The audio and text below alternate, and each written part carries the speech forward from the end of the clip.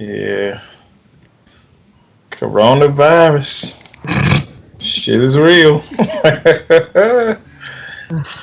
What's up, though, y'all? Not much, man. I mean, All I right. couldn't handle it if I was by myself. Then I would probably lose my mind. Yeah, yeah. I feel bad for the people who are natural loners, and then Yeah. this it. You can't even go out and get contact with people and shit like that. So I've just been going from work to home, and you don't even realize. You don't even realize until like I went to a restaurant for takeout last night. Just I mean how surreal it is. yeah, yeah. This one of them things where you keep waking up every day thinking it's gonna be over today. It's gonna be over today. Mm-hmm. Nah, it ain't over yet. And I'm really glad that I talk to people throughout the day at work because at least it's a little bit normal. Yeah, yeah. I don't know. I used to love working from home, but it's a different vibe now. I don't mind going into the office now. Right. Yeah.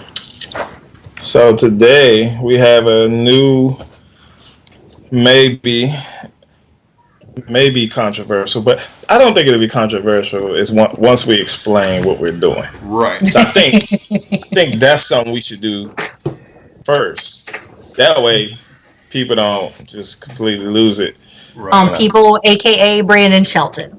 Wow. Yeah. Let's just go ahead and just start calling people out from the get go. We know Brandon is always on 100. Right. So we take that with a grain of salt, but Oh yeah. nothing's gonna change with him. So we just gotta keep it moving. So Jacob, you can explain it as far as how we want this to break down over the course of what we doing, like 3 or 4 weeks, something like that, right? 4 weeks is what that's really what you came up with. I mean, this has been kind of your brainchild. Yeah. The ins and outs of it, at least. It's a fun idea. So this is technically right now just all a hypothetical thing. There's no North Carolina Hall of Fame right now. The main concept is we went ahead and said that anybody who was inducted into the USFTL National Hall of Fame is excluded from this because common sense would kick in that you guys would automatically be inducted into the State Hall of Fame.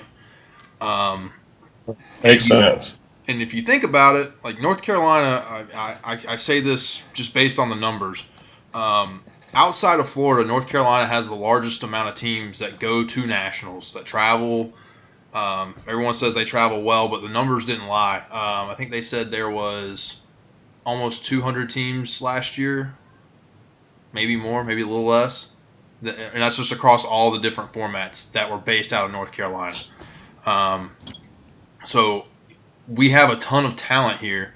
So I think the overall idea was we broke it down into 3 different groups. We said we have the Charlotte region, which is where Krista's from. That covers Charlotte into South Carolina, Mooresville, that lower area. Matrix has the Raleigh, Wilmington area, basically the eastern part of the state.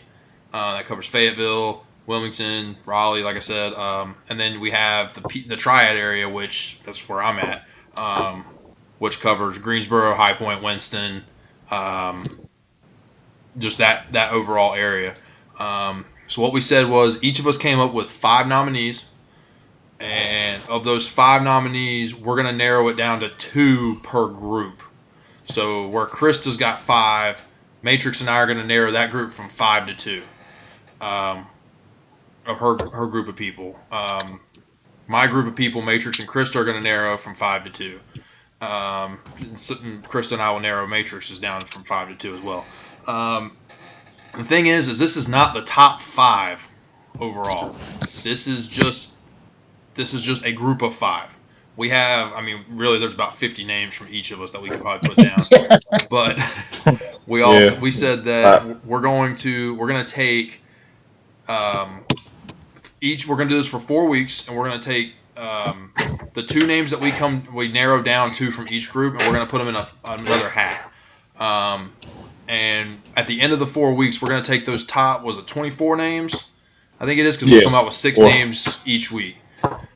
So those top 24, we're going to let all of you guys vote. We're going to set it up on the website and have you guys participate. And we're going to give a week, so everyone can vote.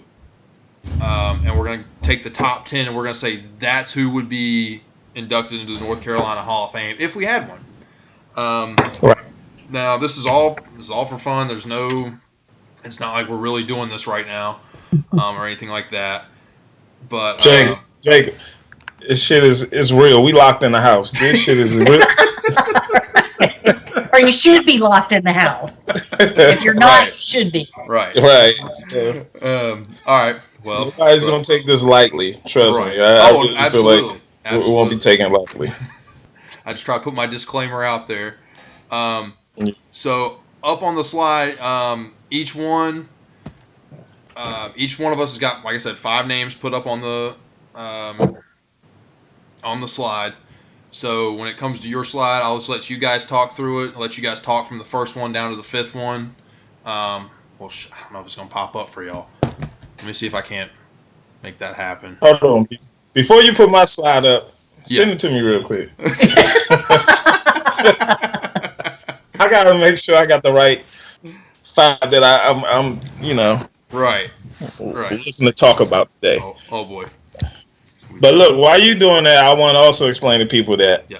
So, at the end of the day, if we narrow it down, so if Krista and Jacob narrow my list down to 2, the 3 that didn't get the automatic bid into the running for the top 10, they'll automatically be coming back in the next round, which is based off, this is 4 rounds. So each of us will end up with the top 8 from our region that will be selected to be in the final 10.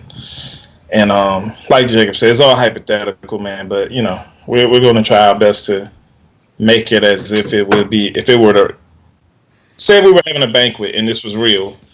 We want to get as close to who should be, in our opinion. I know everybody's going to have a different opinion, and it's going to be some names that we just don't know. Some people that played. I don't know if it's too many people that played when I wasn't playing, but there's going to be some people that played when Jacob definitely wasn't around. Right. And maybe a couple, especially in the Charlotte area, that played before Krista started playing. So, those, you guys are going to have to educate us on, so that maybe they can be in the next round of 5 before the 4-week period is out. So I just wanted to put that out there so nobody lose their mind if they're not picked or selected, or the people they don't feel is selected on the first week. It's 4 weeks. So, And I feel bad. Shelton, don't call the police on us because we didn't put the people you think should be on the list. Right. Keep the list exciting for 4 weeks. I really feel bad for Krista, because the area that Krista represents, man, It's I tough. feel for you, Chris. Trust me. I'm telling you, my list was like 15 people without thinking hard. Yeah, absolutely. That's the thing. Charlotte is a big area, and I get it. I'm just glad I'm not doing Charlotte. Right. All right.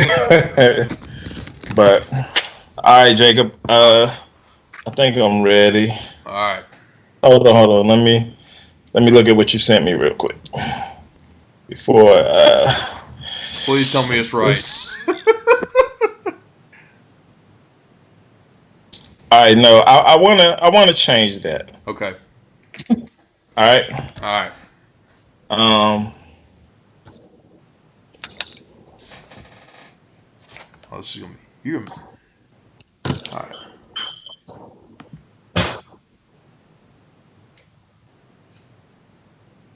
Let me see if I can.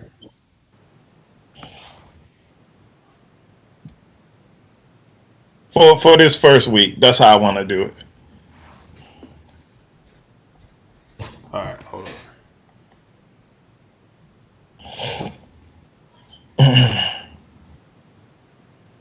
Okay, so BF for T. Okay. Can I help you? You then go watch the live. Seth, do better.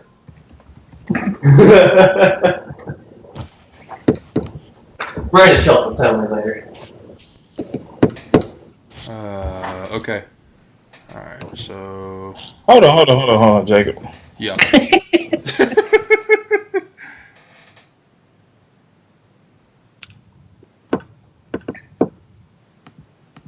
All right. That's it.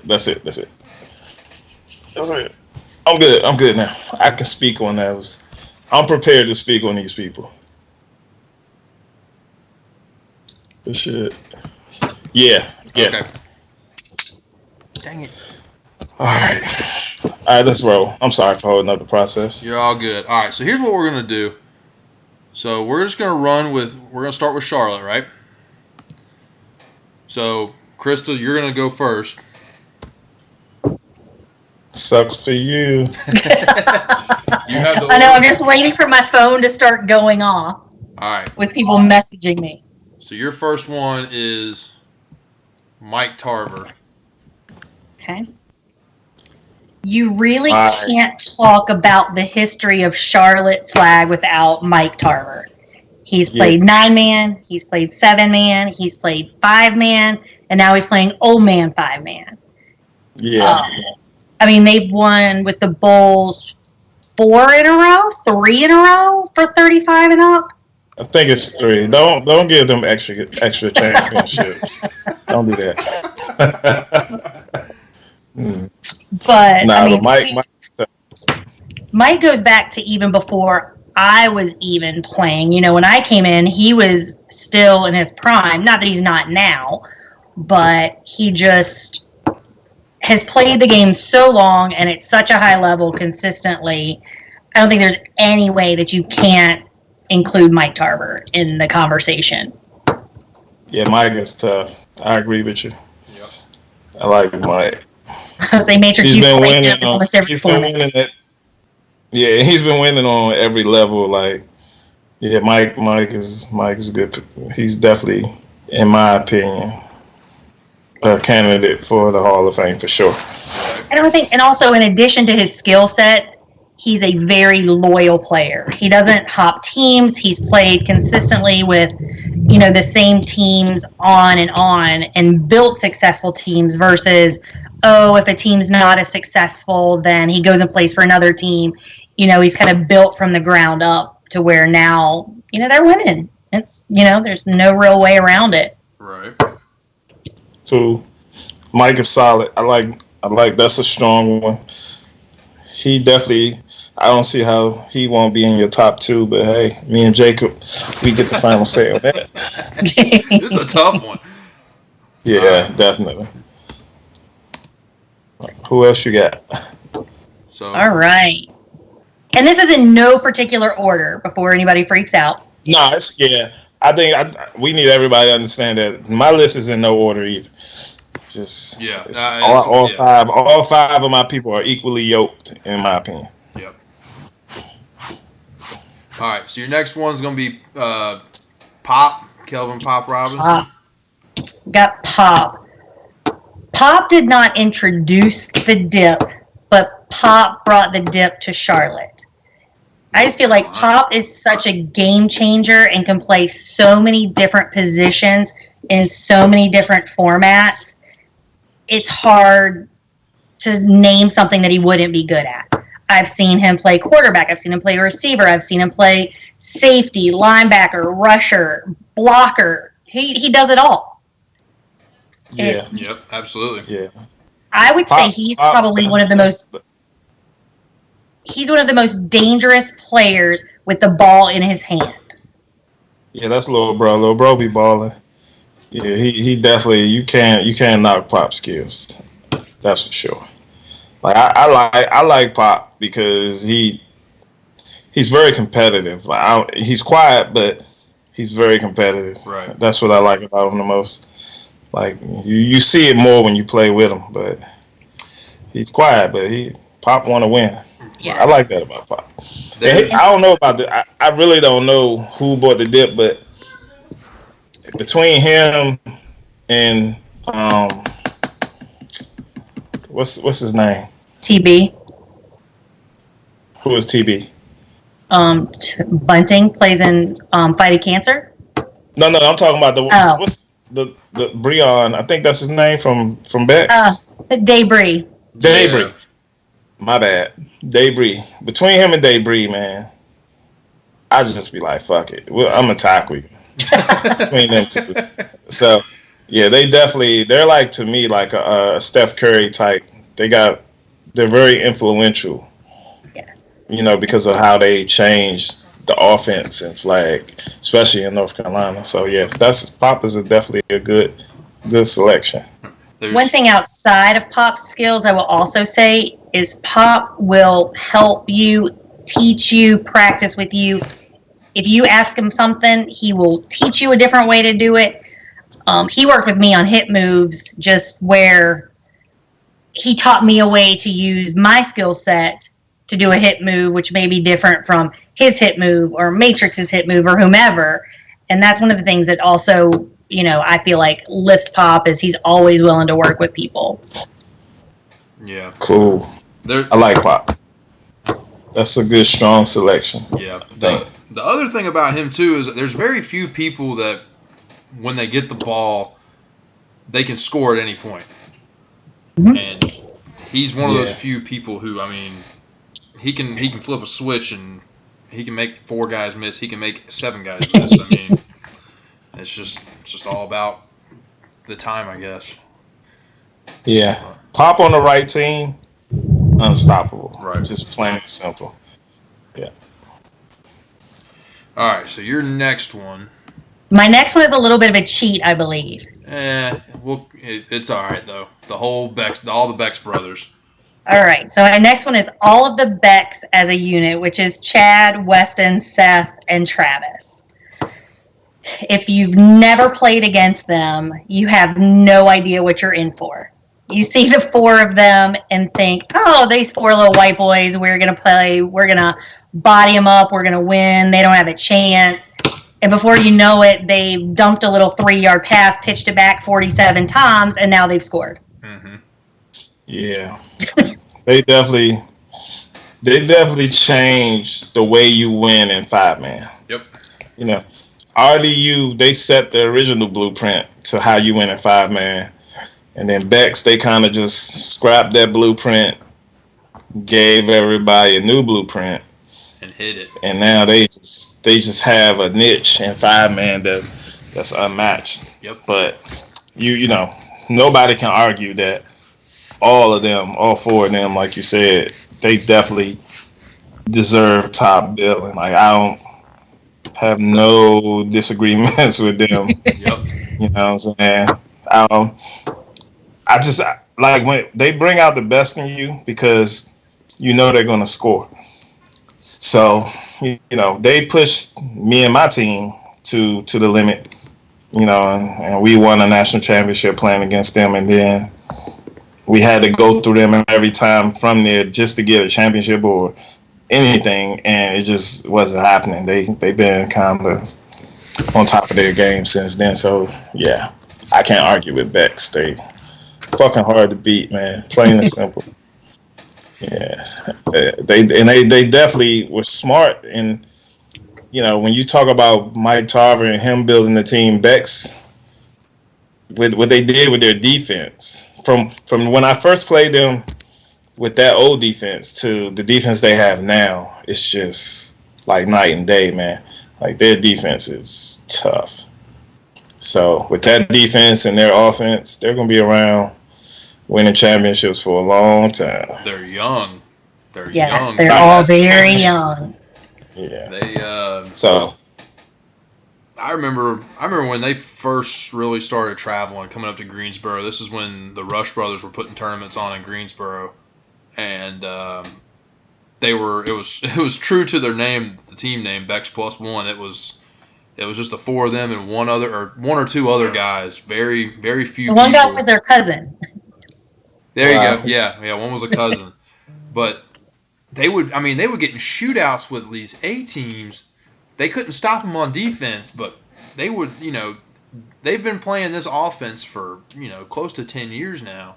And you look at it and you're just, you try to figure it out, and there's no, their blueprint's so off the charts. It's in a whole different language than what everyone else is speaking. So You have to play defense the entirety of the field. Absolutely. A lot of these 5-man teams you play, once the quarterback gets rid of the ball, you don't have to worry about him as much. Not yet.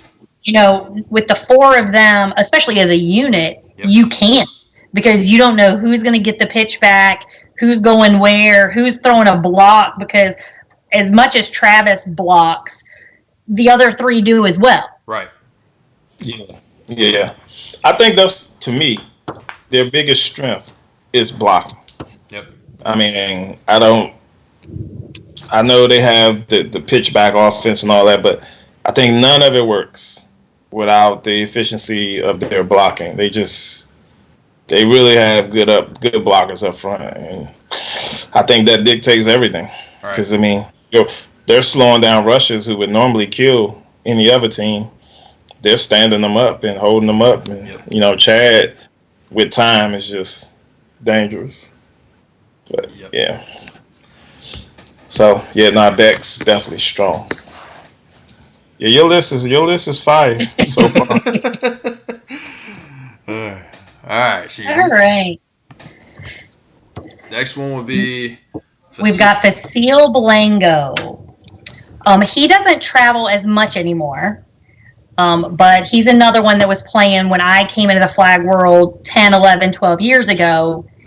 And Facile has not only succeeded in 7-man, 5-man, but he's also succeeded in building a co-ed team that won 5 out of 6 national championships, or 5 out of 7. It was like 3 in a row, with Finest. It's, in addition to that, he helped the women's team, QC Elite, build and win their national championship. So he's kind of done it both on the playing side as well as the coaching side and the mentoring side.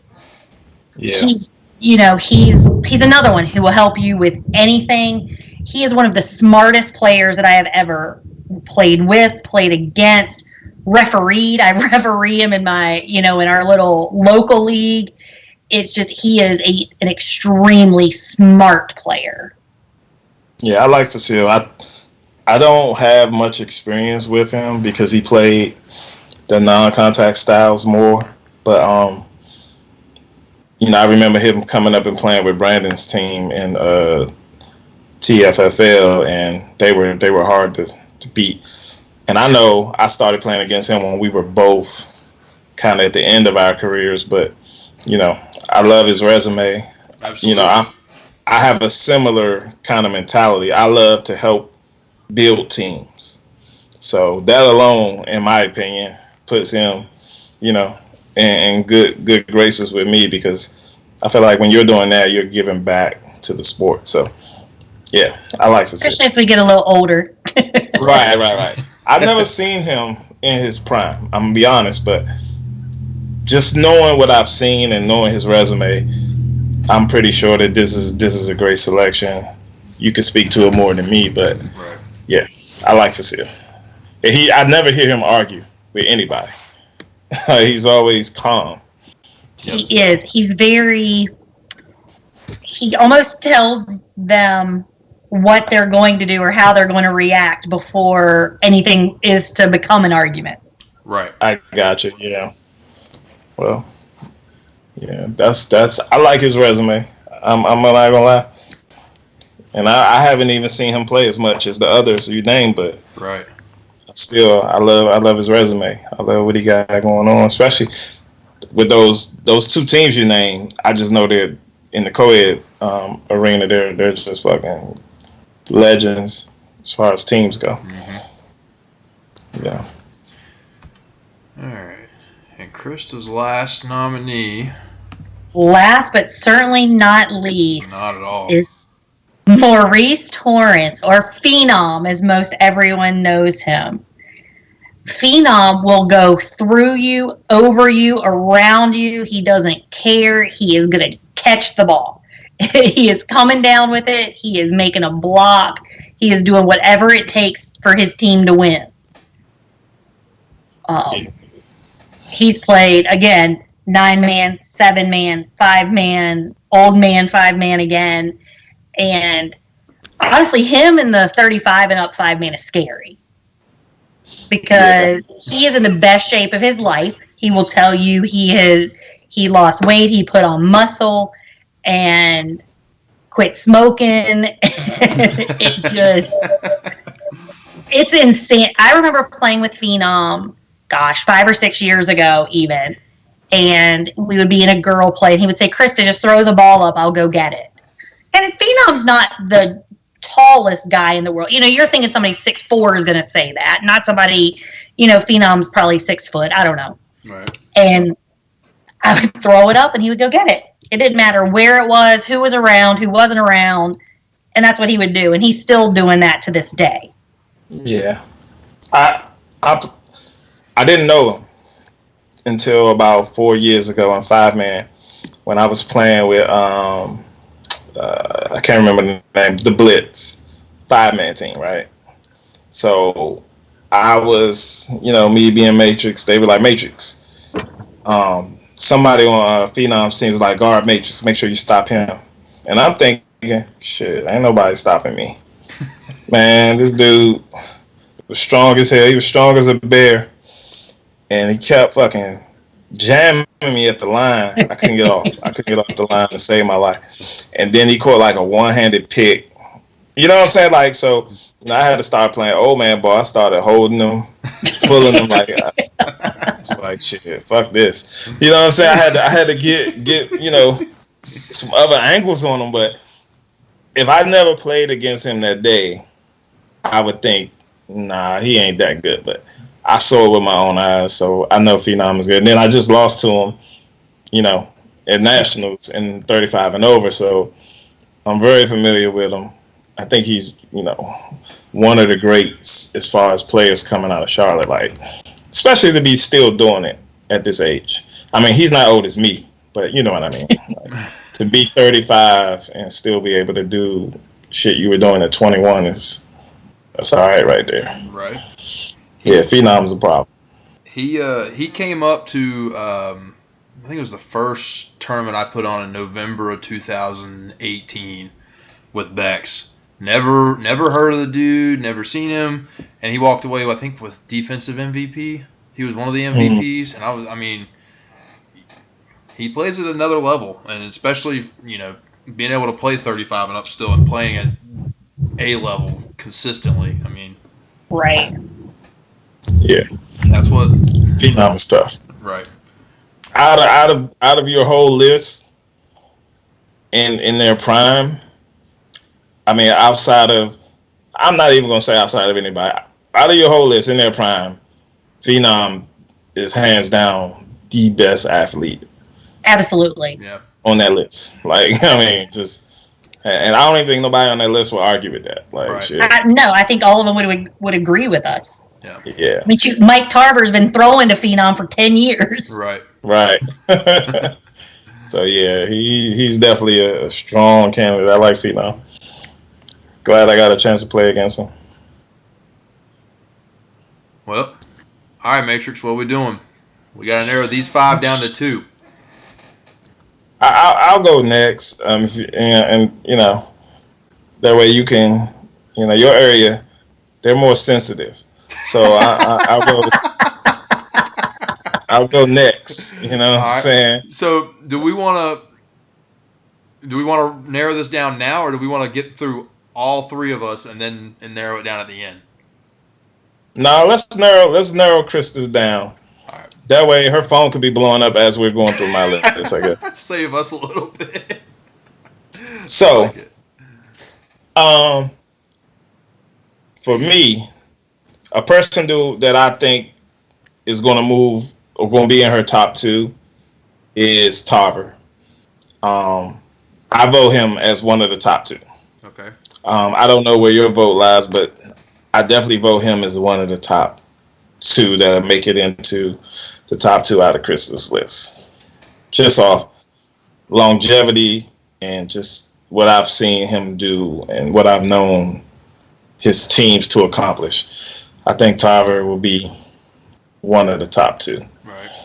And see, my first vote, and this is just off the top, and this is just out of all the conversation we've had, because aside from Pop, the Bex brothers, like I said, I've seen Phenom play a couple of times, but other than that, I really haven't seen Tarver play much, and I haven't seen Facile play but one time.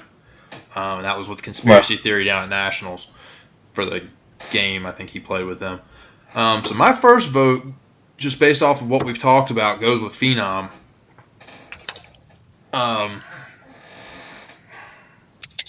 For our second vote, I mean, what direction were you going for your second vote? I don't really. I'm gonna say who I think doesn't. No, it's no knock on them in no way of what they can do or done, but just timing. I just think that out of all the people on the list, Pop's time in the game doesn't put him ahead of those other 4. So I would say Pop gets rolled into next week's vote. I agree. To go up against another group of guys, and now in my for me it's 4, okay. and it's Tarver, Facile, Phenom, and Bex. And I already said that Tarver in my vote moves on. Right. So then for elimination for me, it's Bex, Facile, and Phenom. Right. Now, I'm gonna go with a very unpopular maybe choice, but I think that because of just the way they took the flag world by storm, I think that Bex and Tarver are my 2 picks to be at the top. But Phenom and Facile will probably have to come down to some kind of vote between them 2 with me and you, because like you're picking Phenom as your top guy, right? And I'm picking Tarver as my top guy, right? With that being said, we should just roll with those 2, okay, and then everybody else moves on to, because there's only 2 people voting, right? Right. So, yeah. the other 3 should just move on to next week, right? And then boom, we add 2 to Krista's 5, and then we vote again next week. Yep. But I just can't take Tarver off my top 2, because he's just, man, the dude is just tough. Right. I respect what he's been able to do in the flag world. Right. And you have your Phenom, who's shit. I mean, nobody can really argue his resume either. Exactly. He's just overall, you plug him anywhere. I mean, really, that's the thing. So sorry, Krista, about your other 3, but the great news is they automatically move on to next week. So hey, maybe next week the voting to be different, and me and we might agree on something next week. I know, right? We might agree on something next week, but so this week for the Charlotte region, we know that Phenom and Mike Tarver will be part of the 24 who gets voted on by the flag community. Yep. So, and that's the only thing we know right now, that those 2 will be part of the 24. Absolutely. All right. All right. So All right, man. On to the vast area of Raleigh, Fayetteville, Wilmington, that whole area. All right. So, first guy I got is Wesley Jackson. And the reason that I pick Wes is because I've literally seen Wes be the scrawniest dude on the field, the least skilled guy on the field, and somehow he built the team, got himself some hellified athletes, and Wes has been able to win multiple levels. He's even went out of town and won tournaments with the guys he has, and it's just, he took that stick of butter team from what they call it, from shit to sugar. And they are, or they were, and they still are to me, but they were just a fucking hard to beat team. And I feel like Wes has put in the work over the years, and he carried those guys, not athletically, but his offense is just so quirky that, one play he can score on you. You know what I'm saying? Right. And of course, over time, people have figured out ways to slow Wes down. But, even with that, I've seen Wes, be able to win.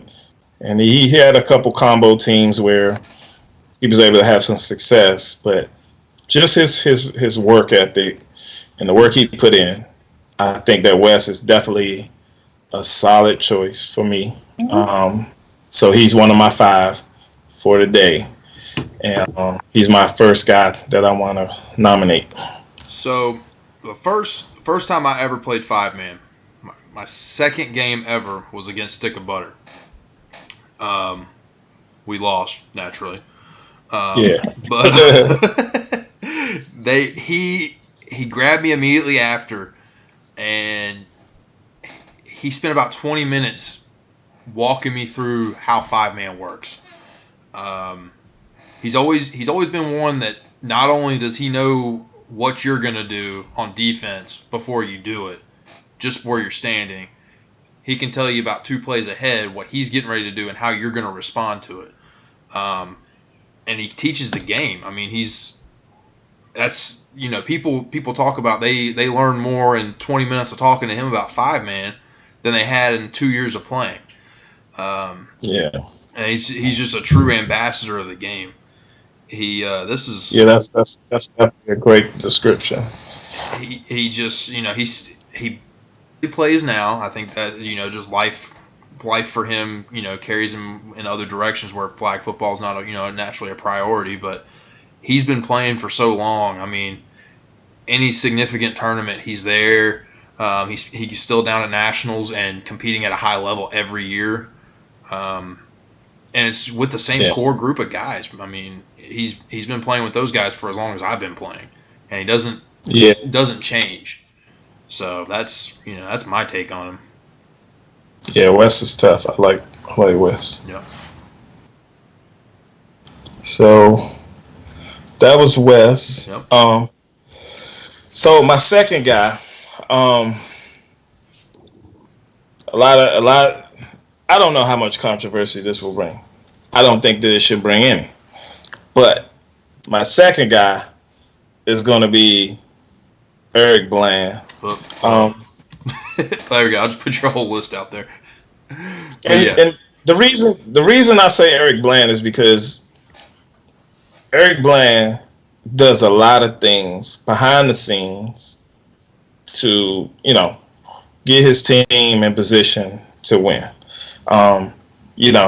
Before they were BI, they were the Outlaws, and they just weren't. They were always great athletes, but they just weren't that good as far as knowing the 8-man game and scheming and things like that. But see, EB, he started out as a player, but to be able to make that decision to stop playing and be what your team needs them to be, which is, a guide, a coach, and kind of like an organizer, he saw early that was something he needed to do for his team. And to me, he's had more success in that role than he would have ever had on the field. So, I respect how he was able to build up, BI, and now he got them hitting on all cylinders. They were a D team, and now they're a solid, like upper tier B team. He's the things he's been able to do in the flag world as far as he's the plug now for the cleats. Right. You know what I'm saying? Like, EB is definitely, to me, taking the flag world by storm. And as far as North Carolina go, he's definitely a staple in the North Carolina flag community. And, you got to just respect it. I respect this hustle. So that's why I nominated EB. Hey, Jacob, send me my list again. I don't want to say the wrong person. Oh, no, you're all good. So your list is out there. So, I mean. Yeah, that's why I don't want to say, because I don't see it. Oh, okay, my bad, yeah. Well, and with EB, I think the biggest thing is it doesn't, you're the only, how can I say this? Being a player isn't the only way you can have an influence on the game. Right. EB is probably one of the best GM, coaches, whatever you want to call it, that I've seen. He does whatever needs to be done. He's a very good evaluator of talent. He's very, he doesn't take people's bullshit, really. It's, you go, you do what you're supposed to do, and if you don't want to, then you're not on the team anymore. Yeah. I mean, he has definitely created a formula that works very well for his team, and, hopefully they keep repping, NC and get some natties under their belt, so that we can all, be able to say we got more than one A team in the Raleigh area. So, right. And they're close. I definitely respect this hustle, though. Yep, absolutely. Appreciate that, Jacob. So, no problem. My next person didn't want to put his ass on my list at all. Nah, let me stop. But the next person I got is, and look, I know a lot of people are going to say whatever they're going to say, but let me take you down the road of why I picked Brandon Shelton. It has nothing to do with his mouth at all. Brandon does have a big mouth, don't get me wrong, but Brandon has equally or even more put in more work in the flag world than a lot of people I've seen. And Brandon's not that old. You know what I'm saying? Brandon's only I think 31 or 32 years old. Right. And he has a extensive resume in this flag world. I think I met Brandon when he was 18 or 19 years old, and they were playing with the Oilers. Brandon's been traveling with the Oilers, or he's been traveling playing flag football for almost 13, 14 years, and he's only 32 years old. So he's put in the work. And what puts Brandon on my list is the work he's been able to do outside of, Fayetteville. He started in Fayetteville with the Oilers and the Eagles, and they got a B national championship in that. But then he took it to the next level with the co-ed. Yep. And he has multiple championships, including national championships with the co-ed team.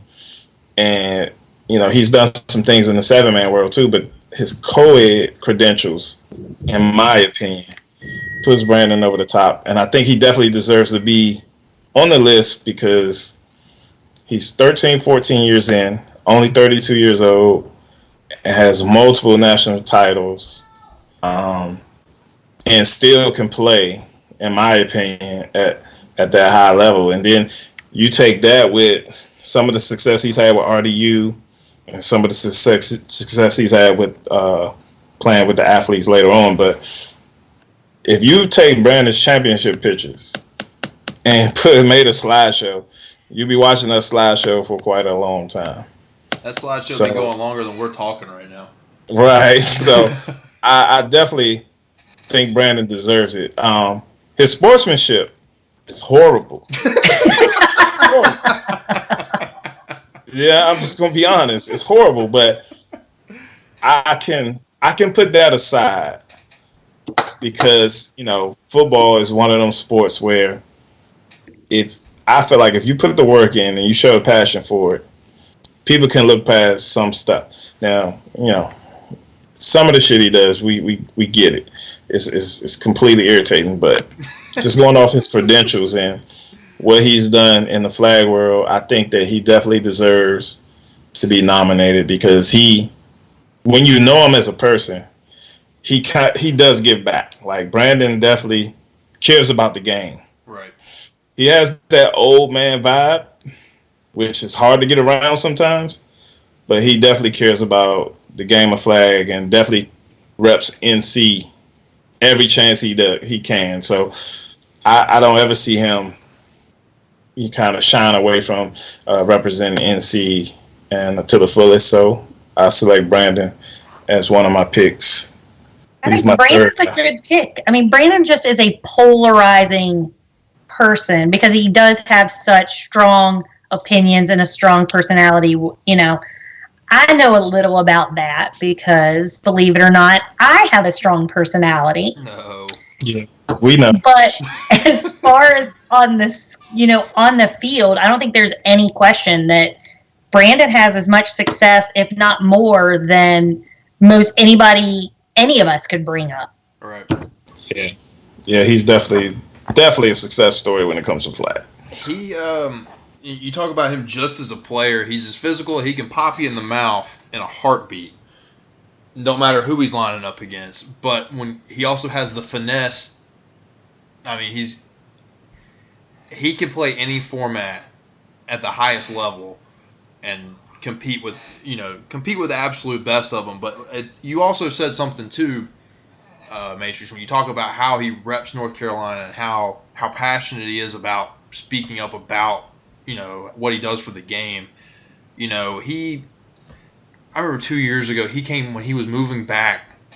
I forget where. I think he was going back to Fort Bragg, but on the way back from Alaska, was driving this U-Haul truck, pulled up to a tournament, hops out, plays, been driving for days, hops out, plays 4 or 5 games, gets done, hops back in, drives the rest of the way home. He makes it work, makes it work for him, to where he can, give as much as he does to the game. Yeah, for sure. Brandon, that's my guy. Yeah, absolutely. Absolutely. Right or wrong, it's just Brandon is Brandon. But I think that was I think he deserves it. Yeah, that's a strong candidate. Yeah. Now, this one, a lot of you young cats not going to know anything about him. But Bobby Edmonds was around when I was young. And he's from the Wilmington area. But this guy's been on multiple championship teams. A lot of people won't know that now because Bobby's, he's older. But even in his older age, he's built a team. He built up empire, and him and his sons, they played. And, Bobby still gets out there and plays even at his age now. And I remember back in the day where they used to come to Raleigh and tear shit up. And we used to go to Wilmington and just watch them, operate. Uh-huh. And, outside of his play, he's definitely a strong figure down in the Wilmington area. Bobby has a lot of influence, and he's definitely somebody in the Wilmington area. When you say flag, that's a name that's going to come up. So, I'm not taking anything away from anybody else who has clout in the flag game, but Bobby name is one of the names in Wilmington that when it comes to flag football, you're going to hear his name. So, a lot of people may not understand or know Bobby, but he's one of my picks because I've just seen him put some work in over the years. And when I was younger, he was one of the people who I looked up to and seen him play at multiple levels. So I picked Bobby. Now, I know you and Krista may not have a lot on him, but I just wanted to try to be thorough in my explanation of why I picked him. Oh, because I know a lot of people don't know, who he is. Right. I've seen him with Empire. They've come up to Greensboro some back when the TFFL put tournaments on. I remember seeing him and his sons there. I bumped into him and spoke to him very briefly down at Nationals this past year. So I know a little bit about him. I know he also runs one of the leagues down there. Yeah. So it's definitely a good strong candidate. I mean, so far today across the board, we're 9 nominees in, and it's been 9 alphas in my opinion. So this is not easy. Now, my last pick is going outside of anybody's realm of what they thought we were speaking on today. But my last pick is Brent Fisher. Coach. And Coach Brent, Coach Fish, I don't think, as far as women's contact flag football, I don't think there's a person in North Carolina that can say they've done more or as much as he has done for women's flag football, especially the 8 women's style. I think he's unmatched on how he's kind of changed the game for 8 women's flag football in North Carolina. He definitely made it, in my opinion. He made it where people in North Carolina watched 8 women's flag football. He built teams that were just dominant in North Carolina, and they were also pretty strong on the national stage. And this guy, I've never seen somebody more dedicated to coaching women than him. Like, of course, you have guys now who are getting into coaching women who, not saying that they're less passionate or anything like that, but he was just a trendsetter when it came to 8 women's flag, and I just don't know if anybody who has that kind of mentality when it comes to women's flag football that has a better contribution than Brent. He's definitely a legend in my book, and he's never stepped foot on the field as far as playing goes, but just him at that coaching level is just intense. If you ever had a chance to coach or play against him, you could definitely. I've actually had a chance of playing for him while he coached my 8-man team, and we just learned a lot from him. Right. And I definitely feel like he is if not the biggest part, a big part of 8 women's flag football in this area. Just playing. That's my 5th pick. I've been a part of Carolina United now a year. I don't get to play a lot because the formats often overlap with other formats that I have to have primary. But the first thing Brent ever said to me he asked me what position I played, and I said, well, I can block, I can rush, or I can receive it. And he said, no, you're going to put hands on some. I won't say the word, but you're going to put some hands on people before you touch the ball. This man is at every practice at not 100%, 150%. He is just as lit in the group chats as he is in person. He is who he is. You take him or leave him.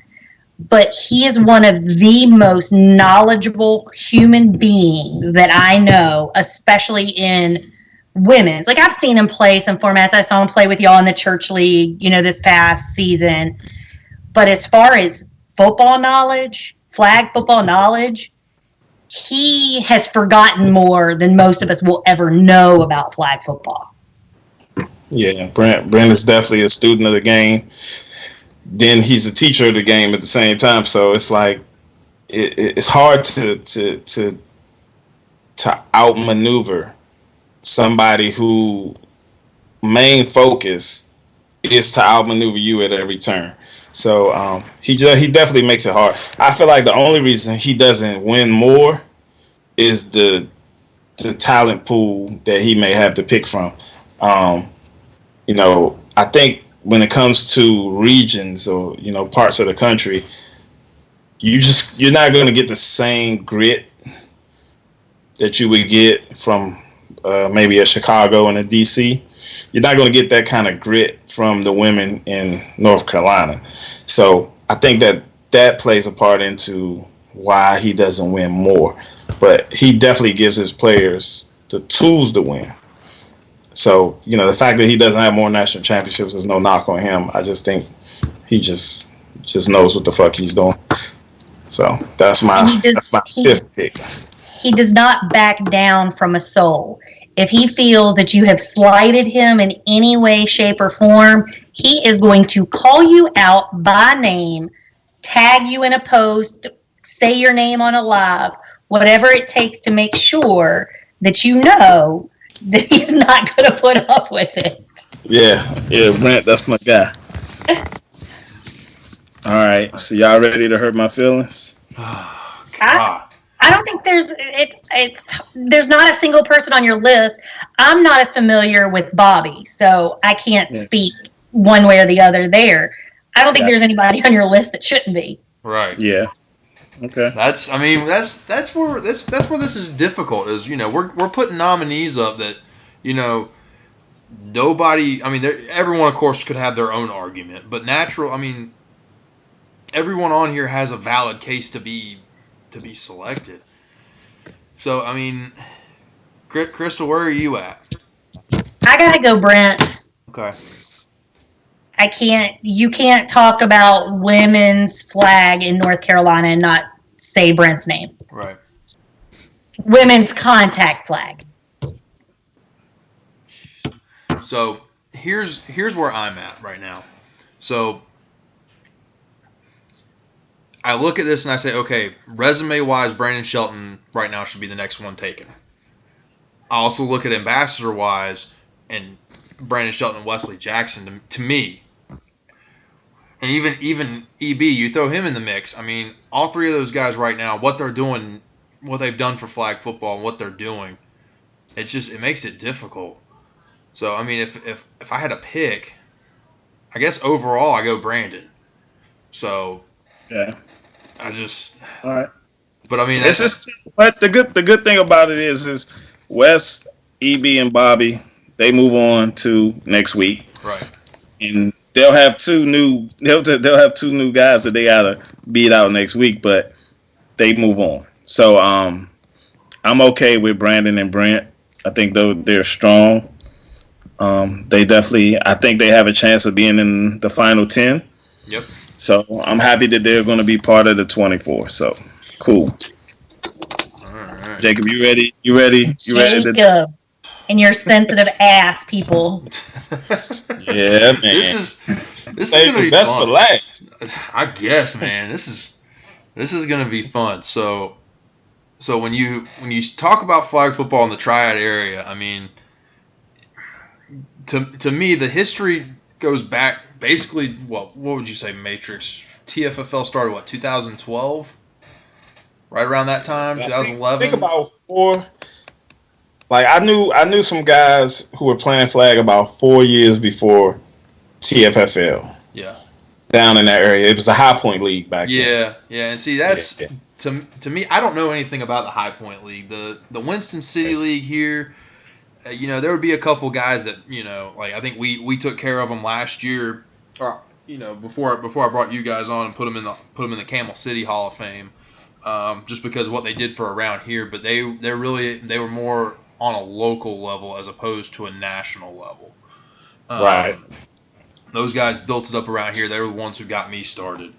But going the way I looked at this list here was more of guys. What have they done nationally? What have they done regionally? How big are what do their resumes look like? That's kind of what I did here. My first guy I mentioned, Franklin Terry. Anytime you see a dominant player on defense, you see the fro, and you see him about 35 yards back from the line of scrimmage. But the man makes more flag pulls, more interceptions. He's involved in more plays than anybody I know, on defense at least. multiple defensive MVP awards through tournaments, through league play. He's won now 3 national championships at the 8-man level. Any team he's on is usually in a final game. Matrix, you've played against him way more than I have. I've only played against him a couple times between playing the Winston Co-ed League and then and playing 5-man. But I mean, he's always somebody you have to consider. And always keep in check where he's at on the field. Because as big and tall as he is, he can hide better than anybody I know. Yeah. And for Frank, for Fat, I call him Fathead. Yeah. For Fathead, I met, a lot of people may not know this. When I first met Fathead, he was a receiver. That's all I ever seen him play when I first met him, was receiver. He would come up to Raleigh. They would play in some of our tournaments and some of our leagues, and he would just cut up. You know what I'm saying?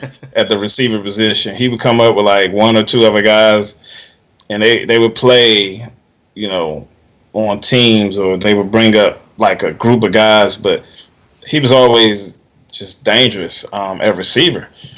So, you know, fast forward, now he's not playing receiver as much. He's on defense. And to me, in the beginning of his defensive run, I don't think Fathead was as strong, as dominant. Right.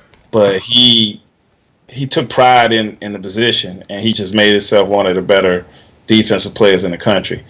I've had the privilege of playing with and against him. He's played with me in Atlanta, and, you know, that team that he came down and played with, we went to the championship. We just played against Mean Machine, and you know how that go.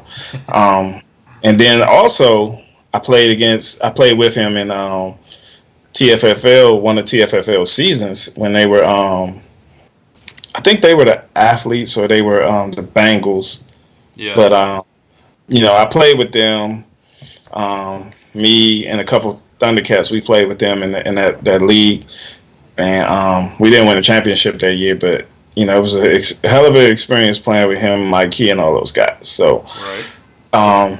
But what people don't know about Fat is that any mergers or any team moves that were probably made by the Athletes, I'm almost 100% sure he was the one who brought it to the table. He was the one behind acquiring that talent and building that team up to where it is now. So, yeah, that's a strong candidate for sure. All right. So, my next guy is somebody who doesn't play anymore. And I've actually got a couple guys like that on this list. But he was one of the original ones. He was with the Athletes for a while. I think he won 2 of their 3 national championships with them at quarterback. He was somebody I played against the first season I played TFFL. He lit me up. But Chris York, he got his start playing with, I believe it was with the Spartans, I believe. Yeah, Spartans. Before the Athletes moved. That's the first time I met him, was with the Spartans. Right. He played with kind of a makeshift team that kind of was like the TFFL select team's offense, basically. The first time I ever played against him, and I think they got together just long enough to do that season, and after that they disbanded back to their regular 8-man teams. But he's got super high IQ. He can turn nothing into something, and he can rally the guys. I mean, that's something a lot of these you see a lot of these teams nowadays, where teams will get down and it's not that they've given up, but they'll just kind of coast. They don't want to get over that edge to where, okay, let's get back up. Let's go win this, and you know, we're not out of it yet. And I don't think he was ever out of a game until the clock hit 0. So that's the reason I put him on my list. He had 2 big comeback wins against me in championship games. So I know what you mean. Both of them were for TFFL championships, he threw big passes in those games that kind of sealed our fate. So yeah, I know what you mean about him not ever giving up. Right. Chris, yeah, I like and disgusted by Chris York at the same time, just from the heartache he gave me in those 8-man seasons. So, but yeah, I like York. Yeah, he was one that you can never really forget. He was always kind of the face of that league, Oh yeah. or one of the faces of that league. So my next pick, actually, you suggested him, and somebody else brought his name up to me, talking about it. Damian Whitehead. He was the quarterback for the Bengals way back in the day. I don't believe he still plays anymore. Nah, he does. Yeah. But I went back and thankfully Keegan Rush kept all his old TFFL videos and I was able to access them. But I was able to go back and watch some of the old highlights of the Bengals when he was playing. And man, he was a big guy who he got receivers open and he had a quick ball. I mean, he was everything a quarterback could be. And I believe the year they played with, I think he was not only their offensive, I think he was the offensive MVP. I want to say the Bengals won the league that year. But he's somebody who he knew how to put points on the board, and I think he threw 29 or 30 touchdowns that the second season they played. Yeah. Outside of that, I'm really not sure what where all he played, how much he traveled. That'd be more if you knew more about that. Well, yeah, I know Whitehead from when to me, he was the first. I don't know of any other team that ever traveled out of the Greensboro area before him. Okay. He was the first one to take his team on the road to Raleigh, to Virginia Beach. I don't know where else they went, but I'm pretty sure they went to nationals. He was the first one, and he was the first, in my opinion, pure quarterback coming out of that area. Like, yeah. They always had athletes, but as far as a pure quarterback that could throw the ball, Whitehead was the first one that I've seen from Greensboro who could just flat out throw the ball.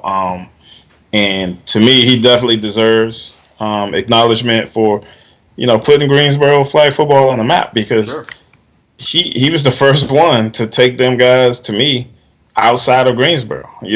Like, I don't know how the story would have went if it wasn't for him exposing their athleticism to the nation, and the other people seeing it, giving them that platform. So I think Whitehead definitely deserves to be acknowledged in that respect. Right. And you go back and you look at that Bengals team, and I just happened, like I said, I was watching the videos earlier, trying to make sure I knew what I was, have some sort of way to talk about it. That was the super team that never made it. Right. Yeah. I mean, and it's not saying anything bad, but Franklin Terry was on that team, Mike Key was on that team, Darius Cobb was on that team. Robert Baker was on that team. I think even AJ. I think AJ was on that team. Like, at one point, I think he was. Yeah, I think they had a squad. They had a true team, and that team was around. If they would have kept playing, I mean, it would have changed everything for flag football in this area, at least. But I think they just they got spread out and wanted to kind of do their own thing, and that's just how it goes. I mean, I guess that's good for them that it went that way. Right? Yeah. But so that's Damian Whitehead. But let's go to the next guy. When I first heard of TFFL and heard of flag football being a travel, being as serious as it was, I thought it was just a Parks and Rec thing. The first thing I saw was the Channel 2, the news thing that they did on Triads League, and Earl Wallace was the first guy that they interviewed. He kind of became the face for them for a little bit. Yeah. But Earl's a guy who he'd play anywhere he had to play. He made sure that every position was covered. And if it wasn't, he'd plug himself in. But if everything was covered, he was a dominant rusher. He's a dominant rusher and a dominant linebacker. He was, his defensive play. He's a big physical dude who also had, a lot of finesse and was able to, get to a quarterback or get to whoever had the ball. He was always involved in the play. He's just a fun guy to watch play, and super, off the field, always trying to better people, trying to grow the sport. Did a really well about representing North Carolina. Took a team down to nationals a couple years. If I remember right, the bomb squad. I want to say they were close. They came. There was a couple of years they were 1 or 2 games within winning a national championship. But he's just a guy that when you talk about football in the triad, his name always comes up. Yeah. Yeah, Earl is a great guy, man. Like you said, outside of the football, like Earl is just one of those guys that, even after the game, you go sit down and drink a beer with Earl and chop it up. He Right. just gave you that comfort. And it's been many a days I played against Earl, and I was like, block him. Just block him. I'll worry about everybody else. You know what I'm saying? So, Earl is definitely strong, and he doesn't look it, but he's very athletic. Right. Just doesn't look it. You know what I'm saying? But he's always physically in good shape, but he's kind of lanky. You know what I'm saying? Like he doesn't look as athletic as he is, but yeah, Earl is solid. I like Earl. Even outside of football. Right. Yeah. And even something else with Earl is he's loyal. I mean, he's been a guy who's taken, Bomb Squad's always been a roller coaster team. There's seasons where they're up and they've got a lot of good talent, and then there's seasons where they're down and people really don't want to play that season, but he keeps pushing, and he's always stayed with that same core. He's never given up on them. He's never jumped ship. He's always, he's always rode it out. And and especially in today's world, I mean, there's, the last few years, that's something that, can't be said by a lot of guys, about a lot of people. True. True. People jump ship, really quick, and he was never one to do that. Right. Loyal to the end. Yeah, exactly. All right, so my last guy, Mr. Fonz Willis. So, Fonz, first time I played against him was when they were with Trey 4. And he didn't want to play quarterback. He still doesn't want to play quarterback to this day, if he can help it. But he stepped on the field. Actually, no, the first time I played against him was when he was with the Carolina Renegades, with a semi-pro team. They were running late. Like 4 of them got out of the car. And Fonz ran for like 4 touchdowns, threw another 2 or 3. And the TFFL had a record for points scored against, or points scored in a game at 72, and it was done by Fonz. Yeah. And I'm just going to be, I'll own it. Like, it was against me, the group of guys I had out there. But, I mean, I mentioned it earlier with Pop. You got somebody who can step on a field, and the second they touch the ball, they can score at any given moment. And that's, anytime Fonz touches the ball, you almost expect him to score. Yeah. And you don't know what he's going to do and how he's going to maneuver, get around you. His skill level's on another level. His football IQ is through the roof. And he's a guy who can play any position. He's just, I remember there was, this was last year, I think, in one of the league games. It was, they were down by like 5, I think, and they had the ball in their own 5, and somebody ran back, and they were like, "What are you doing in the end zone with the camera?" And I said, "He will go the distance of the field." if you let him. They said, no, he ain't going to do that. What did he do? As the clock hit 0, he's running into the end zone. And I said, what did I tell you? Yeah. I mean, yeah, Fonz, and don't forget they got a national championship also. They do. Yeah, Fonz, that dude got some serious ball skills, and his reputation precedes him anywhere he goes. I can't think of anything negative to say about Fonz as far as what he's done for flag. So I'm with you on the Fonz selection. Like that's a great one. That's a great selection. Yeah. But Krista, what do you think? You've got 5 solid ones too. This is tough. I'm gonna let you pick first, Krista. I'm gonna come in and play spoiler or. I'm really torn between Fonz and Franklin. The two Gotcha. F's. I'm gonna go with Franklin just based as my tipping point national championships. Gotcha. That's fair. There's my coin flip. Okay. Well, I agree with you on Franklin. To be honest, so Franklin, that's one pick. Yep. For sure. I definitely agree with you that he I couldn't vote against him on this list, so therefore I think he moves on hands down. So yeah, I'm with you 100% on the Franklin Terry.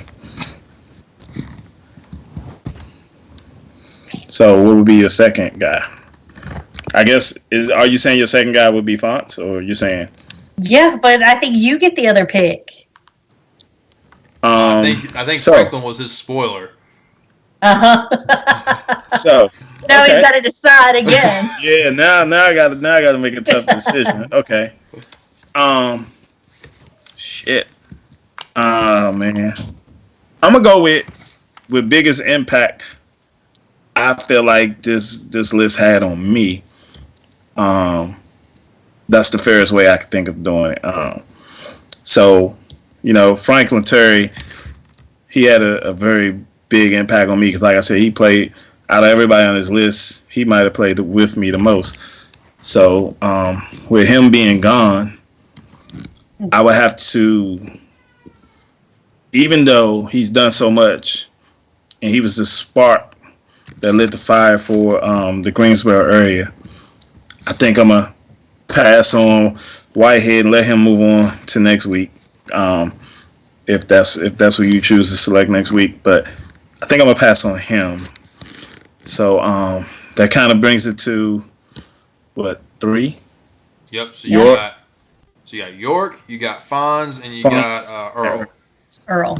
All right. So out of those 3, I'm gonna eliminate Earl as far as being one of my top picks because I feel like as far as impact on me goes, I didn't fear Earl in a game as much as I feared the other 2, York and Fonz. So with that being said, it's down to York and Fonz, and I feel like if you take them 2 and you put them on just if you're comparing them at the quarterback thing, right? I think that Chris York wins that hands down, right? Right. He's played that position and only that position. Right. But when then you take everything that Fonz can do, and add that to the mix, I think it makes it very, very tough. It's so hard, man, with them 2. Like, I don't want to pick either one over the other. Like, I swear to God, like, cause, but one has to be picked, right? Right. Shit, man. See, I was gonna say Fonz for next week too, but I was like, nah. I said we need. This is. I wanted balance in my list with different teams. I didn't want to load it up, but. Yeah, no. It's smart to balance it because even if you balance it, the stronger ones are gonna make it into the top 24 regardless. Right. So I think I'm gonna go with Fonts, man. And the reason I say that is because he definitely beat my ass a few times. And he's definitely had an impact on North Carolina flag football. I mean, he was one of the originators of the athletes, and we all know what contribution they made. And then before that, he definitely made some with the Spartans. He made some noise with the Spartans, right? Shit. I'm gonna go with Franklin Terry and Chris York. We're gonna save Fonts for next week. Listen, the more I talk about Chris York, the more I understand that he only played one format for the most part. Yeah. And he was able to do a lot in that one format. And he did it. He won a lot, man. Even against me, he won a lot. But I just feel like you can't take away the 3 national championships, Right. And then I think he even jumped into the 5-man arena for a couple seasons, and the athlete's always going to be strong. So, I'm gonna go with Chris York. So my pick is Chris York to go along with Chris's pick of Franklin Terry. That was a tough one. That shit was hard. That shit was hard because I was leaning toward fonts the whole time. But then when I started talking more about Chris York and what I've seen, because I've seen almost his whole development. Right. And I mean, same with Fonts. I've seen him, but I think Chris York has been more consistent at winning than Fonts is. So yeah, I'm gonna go with York. So yeah, that's my pick. So we got 6. We got 6. Who we got? What's our 6 that's going into the 24? So our 6 are Mike Tarver, Phenom, Brent Fisher, Brandon Shelton, Franklin Terry, and Chris York. So those 6 will move on until whatever after we get done with the next 3 videos. Right. The Corona Chronicles. Right. City. But the other, so what was that? The other 9 will go into, and they'll automatically they'll be put on the list for each group. But we'll have 5 new names for each group as well. Right. Yeah. So. But those three, you don't have to bring them back next week. You can bring them back throughout. Like you could do 1 per week. Right. Yeah. So absolutely. you could put 1 with next week, 1 with the next week, and then 1 with the last week. Yep. That sounds you know what I'm saying? So they all have to be in the very next group. Right. So yeah. But that right there alone let you know it's gonna get tougher because yes, you know what I mean. Like that was hard. Like that was hard right there. Yep. Like shit. Krista, I told y'all your group was a little easier than I expected it to be because I didn't expect it to come down to 2 people who I'm real fond of, man. Like York and Fonts. That's a good match. I like that. Right. I'm hoping the voting is as hard for the top 10 for people as that was for us right there. Yep. Then we'll know that the people getting in really deserve that top. But I like that, man. I think that was good. All right. Well, we'll be back next Wednesday, same time, a little bit after 8 probably. Yeah. But, I'll be ready. I'll be ready at 8 next week. Yeah, no, it's all good. I was running behind too, but. All right, cool, man. All right. Hopefully, next week it won't be so tough, but who knows?